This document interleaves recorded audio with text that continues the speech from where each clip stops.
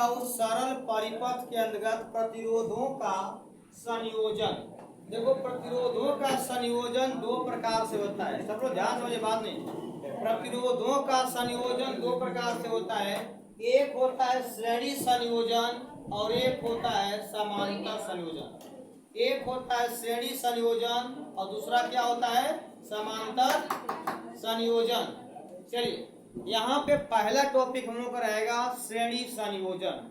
देखो यहाँ पे देख रहे हो कि तीन प्रतिरोध है, एक R1 है, एक R2 है और एक R3 है। और देख रहे हो कि यहाँ पे एक ही धारा I सब में क्या कर रही है, बह रही है। एक बैटरी जोड़ा गया है और उस सब में धारा सिर्फ I धारा बह रही है। I सब में धारा क्या बह रही है, ठीक है। अब ध्यान देना है आप लोगों को। माना तीन प्रतिरोध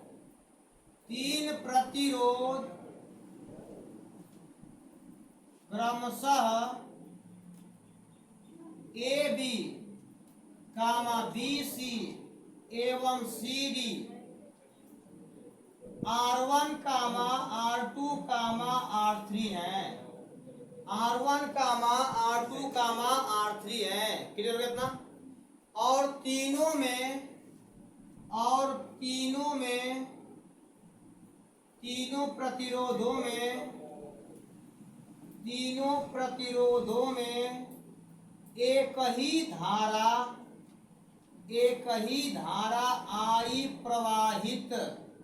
I प्रवाहित हो रही है। ऐसा मिल गया। तीनों प्रतिरोधों के सिरों पर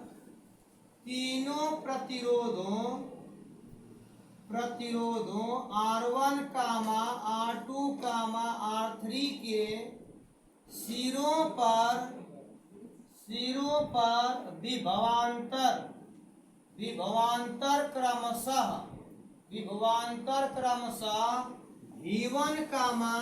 V2, V3 हो तब। बहुत चाहे ओम के नियम से लिख सकते हो या प्रतिरोध के नियम से पढ़ते आ रहे हो भैया कि V बराबर क्या होता है, IR। बोले ना, ओम के नियम से V बराबर IR। जब V बराबर IR होता है तब V1 बराबर क्या हो जाएगा, IR1। इसी प्रकार से V2 बराबर IR2, V3 बराबर IR3 हो गया। तो भाई कुल विभव क्या होगा, लिखोगे परिणामी विभव V बराबर V1 plus V2 plus V3। अब जहां V है वहां क्या रखना है, IR रख दो। IR जहां V1 है वहां पे IR1 plus IR2 plus IR3। आप देख रहे हो तीनों में कॉमन क्या है, I कॉमन है। तो क्या करेंगे, यहां से कर दे रहा हूं मैं, I कॉमन कर दीजिए। ये I कॉमन करेंगे तो क्या मिलेगा, R1 plus R2 plus R3 मिलेगा।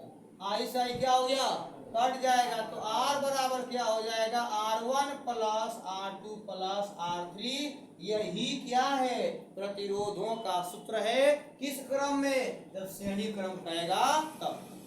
जब एक लाइन में जुड़ा रहेगा उस समय लेना, सिर्फ यहाँ से एक लाइन में जुड़ा हुआ है। कौन क्रम है, श्रेणी क्रम है। एक और बता दे रूल आपको बाबू, जो फिगर दिया है इसको आप ऐसे भी कर सकते हो।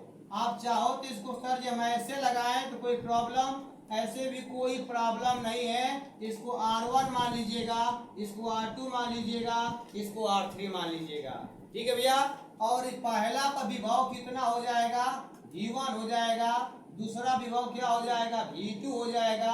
और तीसरा क्या हो जाएगा, V3 हो जाएगा। कितना धारा बह रही है, सर जी इसमें I एम्पियर की धारा बह रही है। इसको ऐसे भी क्या कर सकते हैं, आप सॉल्व कर सकते हैं। यही क्या भैया डेरिवेशन है। ऐसा में सूत्र बन जाएगा आपका R बराबर R1 plus R2 plus R।